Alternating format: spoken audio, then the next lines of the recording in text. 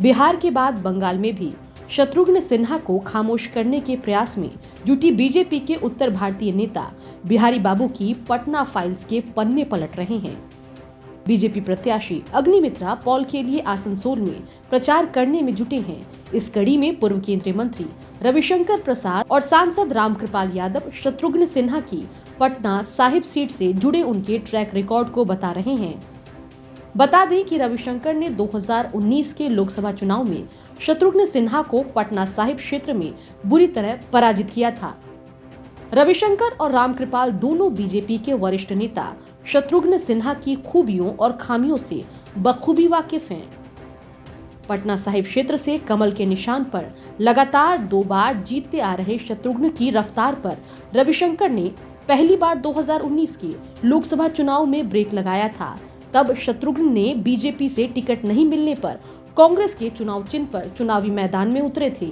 रविशंकर ने 2,85,000 से भी ज्यादा वोटों से शत्रुघ्न को हराया था। रामकृपाल भी बगल की सीट पाटलिपुत्र से पिछली 2 बार से बीजेपी के टिकट पर सांसद हैं। दोनों नेता आसनसोल में जनसंपर्क के दौरान शत्रुघ्न सिन्हा की पटना फाइल्स का धड़ल्ले से जिक्र कर रहे हैं। वहां के लोगों को बता रहे हैं कि बीजेपी ने पटना से बिहारी बाबू को 2 बार संसद भेजा, केंद्र में मंत्री बनाया, राज्यसभा भी गए, फिर भी वो पटना के लोगों के नहीं हुए तो आसनसोल के कैसे हो जाएंगे। चुनाव जीतने के बाद पटना के लोगों के लिए वो दुर्लभ हो जाते थे। ये भी बताया जा रहा है कि बिहारी बाबू की कोई विचारधारा नहीं है, स्थायी ठिकाना भी नहीं है। स्वजनों के लिए जिधर माहौल दिखता है उधर के हो जाते हैं। रामकृपाल बता रहे हैं कि शत्रुघ्न का रास्ता मेवा नहीं तो सेवा नहीं का है।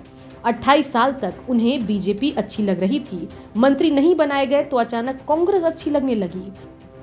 वहां भी स्वार्थ नहीं सधा तो अब तृणमूल कांग्रेस पसंद आ रही है।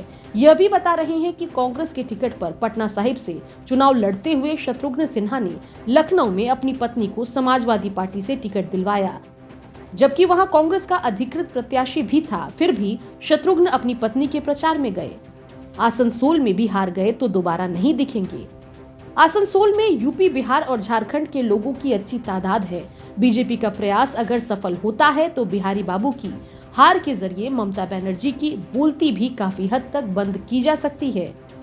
बीजेपी और कांग्रेस के खिलाफ क्षेत्रीय दलों के कुनबे को जोड़कर राष्ट्रीय स्तर पर विकल्प खड़ा करने और उसकी अगुवाई करने की कोशिश कर रही तृणमूल कांग्रेस का उत्साह भी ठंडा करने की कोशिश में बीजेपी जुटी हुई है।